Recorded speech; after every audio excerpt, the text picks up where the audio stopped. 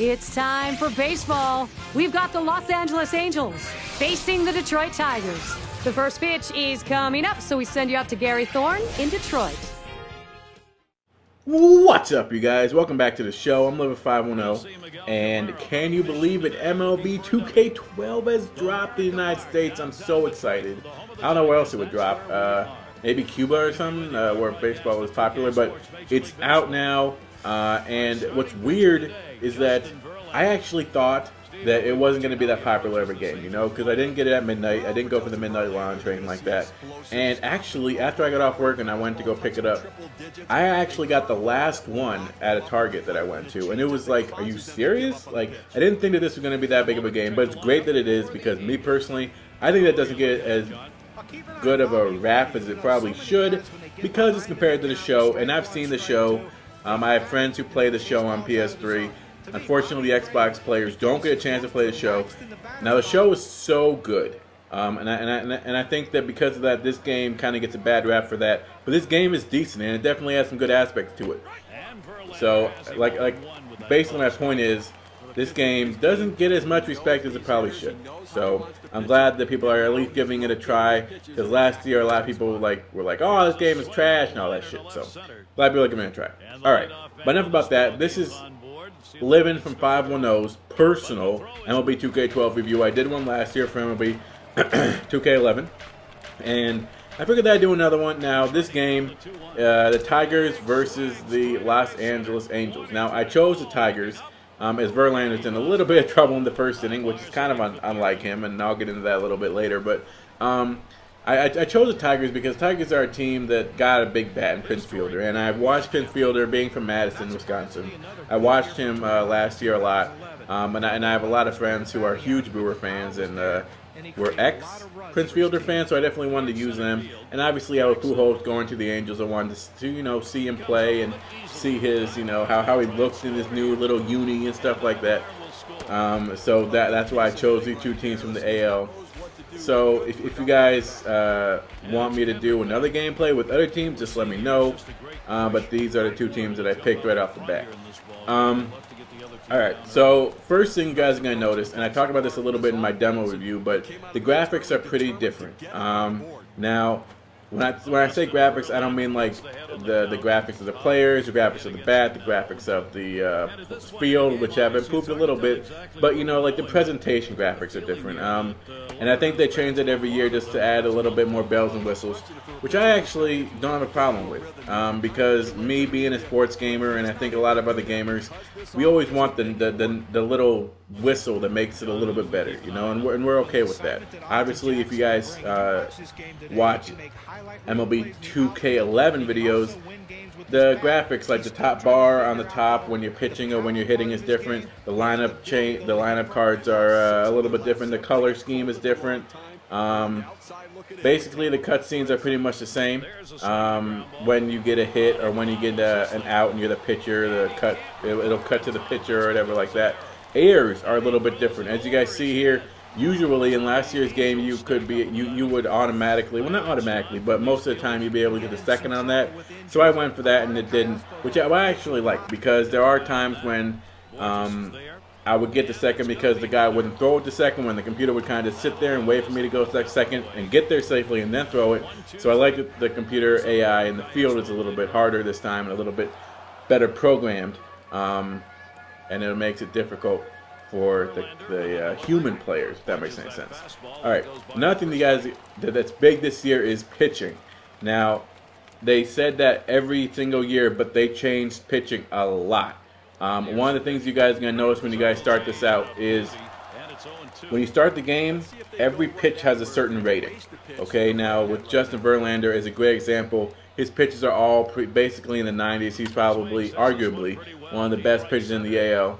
I don't know who else you could say, baseball fans, but you know what I mean. So basically, when you pitch a pitch, depending on the result of the at bat, your rating goes up or it goes down. So let's say that I threw a fastball and it was and he hit it into center field for a double. Okay, now what'll pop up is this little double thing right next to the fastball. Now the fastball's rating will go down. But on the flip side, if I get a strikeout with the fastball rating will go up. One other thing is the more that you use your fastball, and I actually love this because I used to always throw the fastball and it'll actually help me make it a little bit more difficult, a new little wrinkle. The more you use your fastball, the more the computer will pick up on it. So the color will actually turn red, and that means that the computer is looking for that fastball, or it's a curveball or whatever. So I actually love that, and that makes it, like I said, it adds a little wrinkle to the humans playing the game, and it'll force people to change it up. So going back to the gameplay real fast before I talk about the game as itself, you guys see that I actually hit a double here. Now you see the right fielder. I don't know why the left fielder. I don't know why he didn't like run after that ball. But I'm not going to complain because I actually score and I tie it up. But that's one of the things that actually caused a problem, not for me personally in this game, but for the computer. And I really didn't like that it seemed kind of programmed too many times. Like you didn't have full control over the pitcher, over the fielders.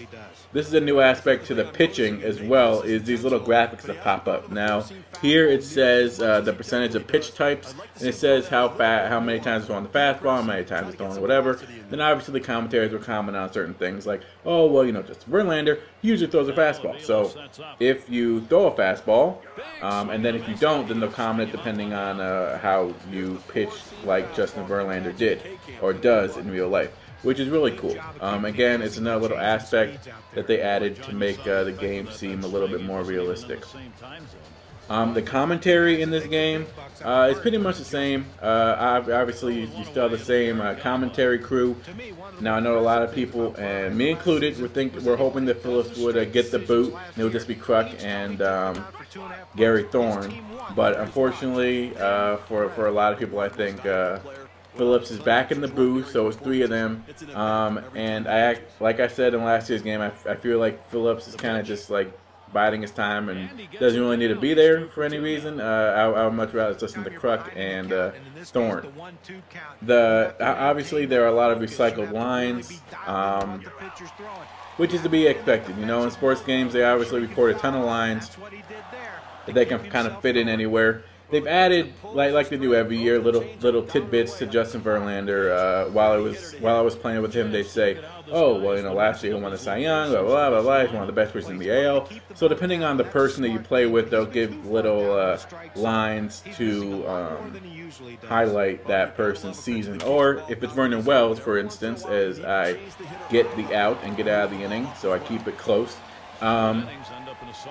Because he had a down year, they kind of talk about it a little bit, and they say, well, you know, he's obviously better here than he did last year, but when he went to the Angels, you know, he worked out for him, blah, blah, blah. And I actually like that. Another thing that they kept, and I think that this is actually a good thing that they did, was they have this thing in the commentary where they'll say something. For example, Kruk will be like, yeah, Vernon Wells, he didn't really perform last year. And they'd stop talking. The pitch will be thrown, and then they'd go back to that. And I actually like that a lot. Because it makes it feel a little bit more realistic to me, and like I said, as sports gamers, we like the most realistic thing that we can possibly get, and obviously these little pauses in the game make it seem a little bit more realistic than it actually than it is. I was hoping that they would add a little bit more to the cutscenes and make it more unique.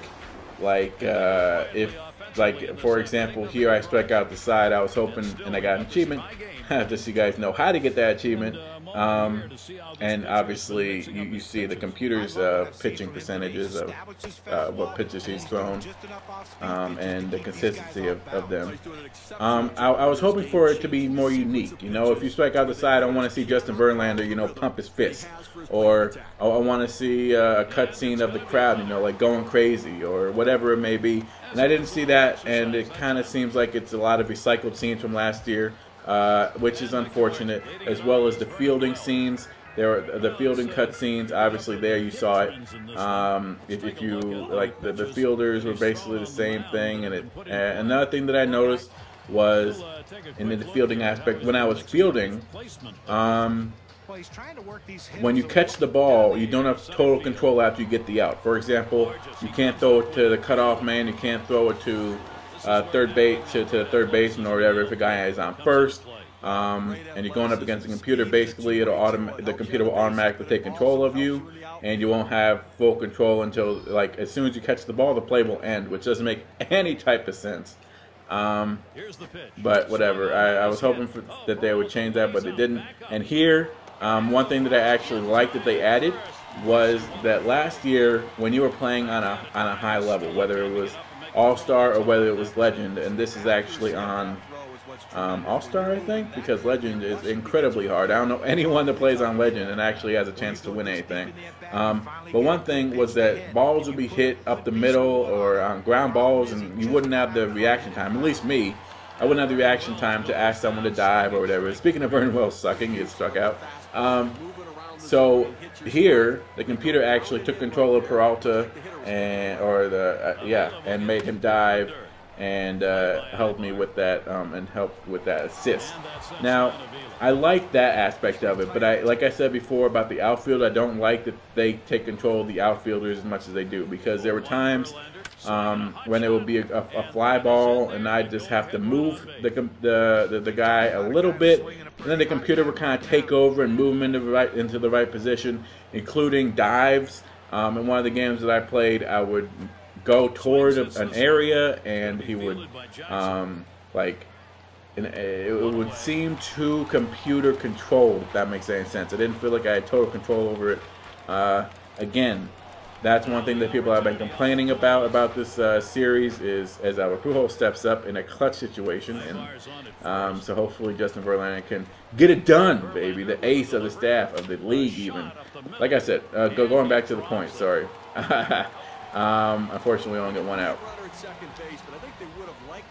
Us as gamers have been complaining about this a lot. We want total control. We want to be able to do anything we want to. If we want to catch the ball and, you know, throw it all the way home when there's a guy at first, we want to be able to do that. If we don't press the X button to dive, or to climb the wall, sorry, or if we don't press the dive button at the right time, we don't want to see that. You know, we want to be able to miss the play. Now, that doesn't mean that if there's like a crazy ball, like that's going to be way over our heads, we don't want some type of assistance to, you know, show us where the area is located at. But we just want to have a little bit more control. Now, when you're batting, if you press left on the D-pad, you can bring up those little things that I just showed you. Basically, it's just what I was talking about before, those little hits trends, first pitch strikes, what pitches you got hit off of, what pitches you got hits off of the opposing computer pitchers, if that makes any sense. So you can kind of tell where you got the hits and where he's been pitching, and you can even see where the pitches were thrown in this at bat. So you can see, okay, so you know what, Weaver, he's throwing a lot of curveballs down. So because an 0-2 count, that's probably where I'm going to look. And actually, they actually didn't change anything else. If you press left, that little box comes up like I talked about. If you press right, then you get the same thing. You get those stamina and percentage of pitches thrown in their career, and his composure and all that stuff. And then if you press left after you press right, I know it's confusing, and if you guys play the game, you guys will be able to see what I'm talking about. Then you can see like there's just a lot of little things involved in this. I know, it's like incredibly crazy. Okay, so another thing that they've added is they've made the bullpen a little bit easier for people who like to use the bullpen.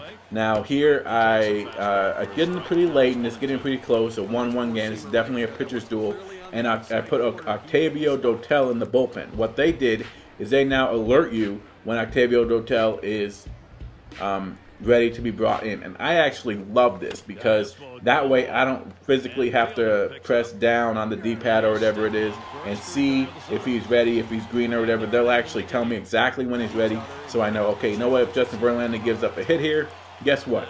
I am going to be able to take him out and know that Octavio Dotel is right there, or whoever it is. So I definitely love that little whistle bell that they added in this game. Okay, so going back to the gameplay, 9th, 2 outs, Delman Young on the plate, and I am in an 0-2 count. Okay, now I am able to stay alive here. Now, will we win this game?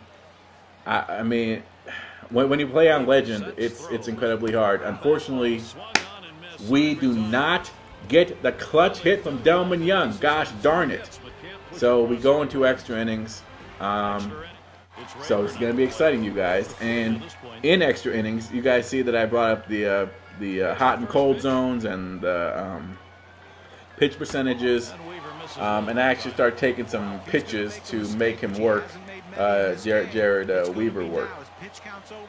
One thing that I mentioned in the demo and in my other videos was the surrounding areas of the ballpark. Now, last year I mentioned that I could see certain things that kind of looked a little bit weird, like buildings were mixed together and there were flags that were kind of looking like they were going in the wind, but in actuality they were like stuck in a weird direction and looked kind of wet. I don't you know what I don't know. It looked really weird to me. Now this game, I actually did pause the game and go into replay and look at the little things around Comerica Park, and I actually think that they did a really good job with this. Now obviously I've only seen this particular area, and when I play more games, then I'll be able to give you guys a better opinion, my better opinion on exactly how I feel about the surrounding areas around the ballpark. But at least with the Tiger Stadium, I actually like what they did, and it looks really crisp. Here we get a man on with a walk and then a bunt, and with that speed, he's a speedster. Austin Jackson is able to get there, and now we have people at second and first with no outs, bottom of the 10th against Jared Weaver. This is the second game that I've played, you guys.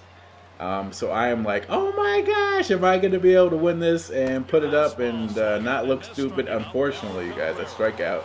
So that's 1 out. And now we have Miguel Cabrera playing third base.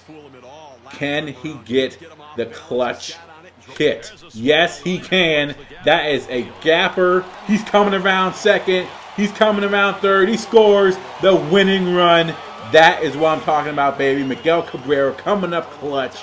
Bottom of the 10th. Tiger fans are going crazy all around the world. I'm actually not a Tigers fan, so I'm not going crazy. But you guys can if you're a Tiger fan. All right. And again, the little animation stuff, this is different than last year. It's still the player of the game, which I like. And I like the highlights. One thing that I didn't like was the highlights aren't as particular and as clear as they were before as last year. But you know what? That's like a little nitpick thing. It's not something I'm going to be like, oh, there's not a... So, yeah. But overall, you guys, if I had to give this game a rating from 0 to 10, I'd have to give it like an 8.5.